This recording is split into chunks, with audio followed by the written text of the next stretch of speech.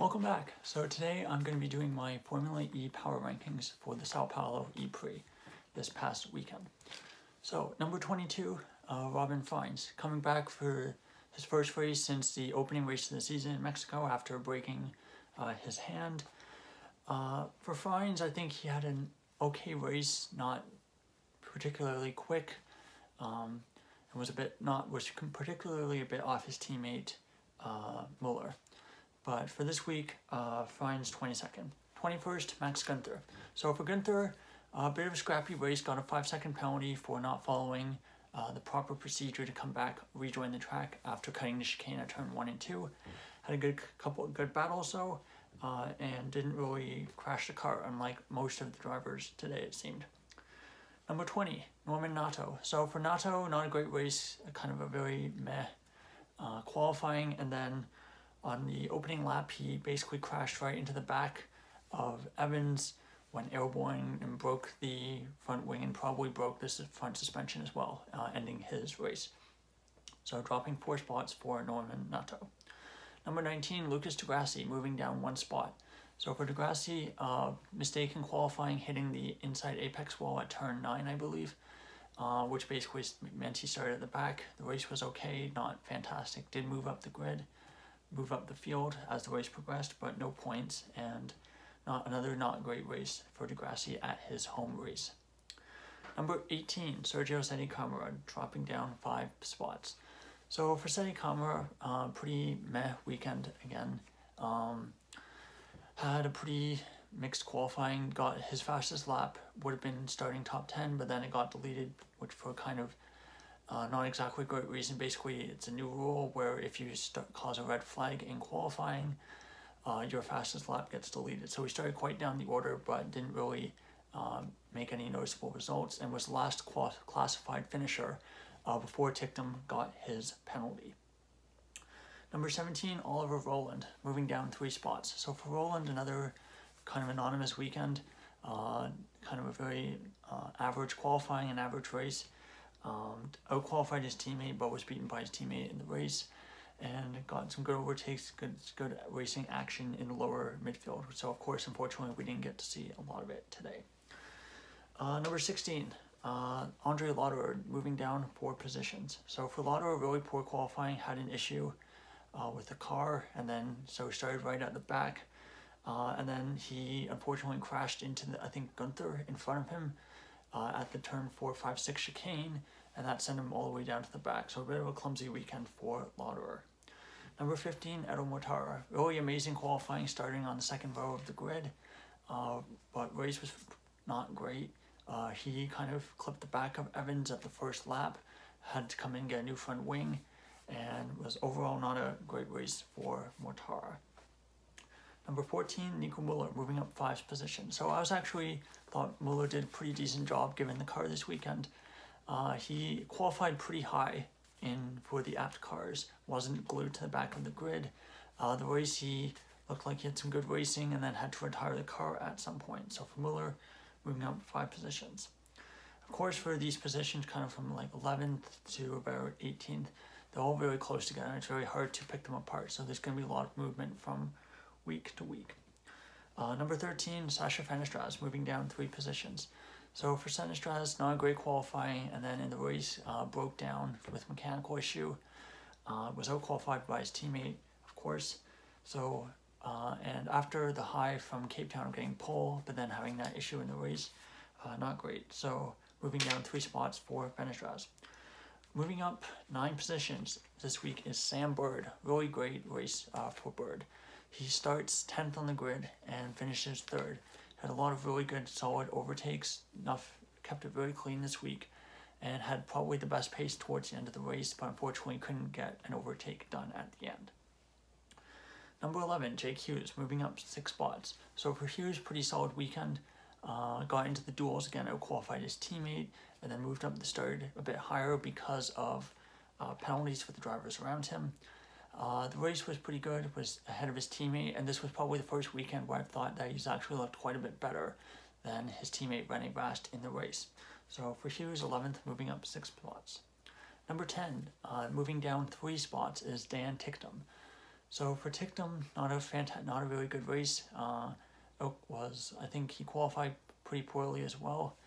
And in the race, he obviously started fairly well, but then made that really big mistake where he basically just missed the braking point for turn 1 and crashed into the back of Dennis, ruining his race, and at the end got a 5-second penalty. So for Tictum, moves down 3 spots to 10th. Rast, 9th. So moving down 1 spot. So for Rast, not great race this week. Out-qualified by his teammate Hughes, like I said. And in the race, he kind of was in those positions from 7th, 8th, 9th the whole race. The McLaren with the Nissan powertrain didn't seem to have a fantastic pace this weekend. And kind of a very quiet weekend for Rast. It didn't really have kind of the really efficient power management that we've seen in previous races. Number 8, Stoffel Van Dorn, moving up 3 positions. So for Van Dorn, got a really nice pole position earlier, and then in the race, I think he unfortunately suffered with power management issues quite a lot. Starting from the front, of course, for a good first half of the race, I think, he, of course, is punching a hole in the air for all the other cars, so he's using more energy than the cars around him. And in the second half of the race, he was really struggling with energy management and pace, so he even dropped down behind his teammate. But still really good improvement from previous races, especially in qualifying. Number 7, Jake Dennis, moving down 2 spots. So for Dennis, really unfortunate race again. Third race in a row without points, but he's still performing well, and most of his misfortune is not his own fault. It's really from drivers around him crashing into him. So for Dennis, he had a bit of a scruffy qualifying. Started 14th, I believe, in the race, and then in the race was kind of working his way up the field. Was in about 10th or 11th position, about halfway through the race, and then was basically rear-ended by Tictum, and his race was ruined. But still not fantastic, so I move him down 2 spots. Number 6 is Pascal Wehrlein. So for Wehrlein, really good weekend. His weekend was hindered from the start because of the grid penalty from his collision with Buemi in Cape Town, but he did a really excellent job at the start, moved up, I think, 5 or 6 positions after the opening lap, and then methodically picked his way up the other drivers, and basically got all the way up to the group of 6 that were kind of comfortably ahead at the front, and was mixing up with them as well toward the end. So I think if he had been able to start towards the top 6, I think he would have had a chance of the win. But overall, nonetheless, a really good result for Wehrlein this weekend considering the circumstances.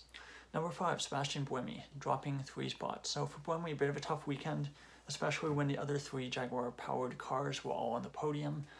For Buemi, first weekend that he qualified outside the duels, so he started pretty low, and then he, of course, had that incident where, so he had the incident where he kind of got it all wrong at turn 4, 5, and 6, kind of crashed into a car in front of him, and was all the way out at the back, and then had to move his way up. So I think he finished 11th, 10th, I think, yes, 10th. So he did get a point for his efforts, but still not a great weekend for Buemi.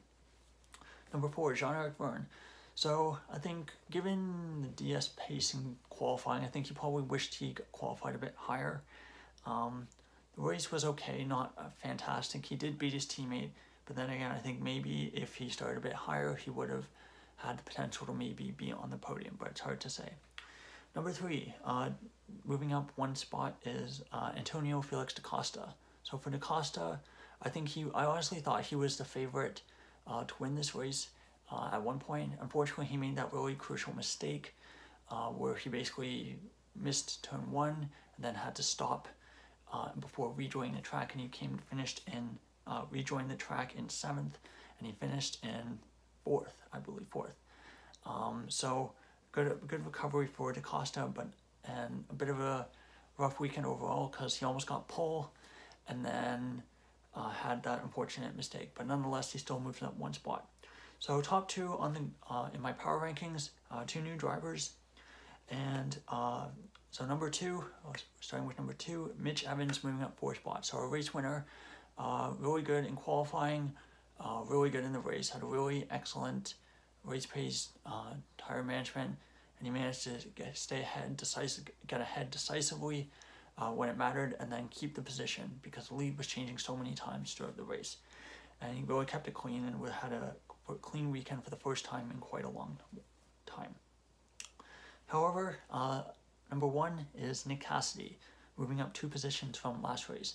And now, so the reason I have Cassidy first is because he's had a really excellent run of form recently. He's had 3 podiums in a row, and this race he again had really excellent pace. Qualifying could have been a little bit better, I thought, but race he did a really excellent job of staying towards the front, taking attack mode at the right point, overtaking when he needed to, and kind of just managing the energy as well.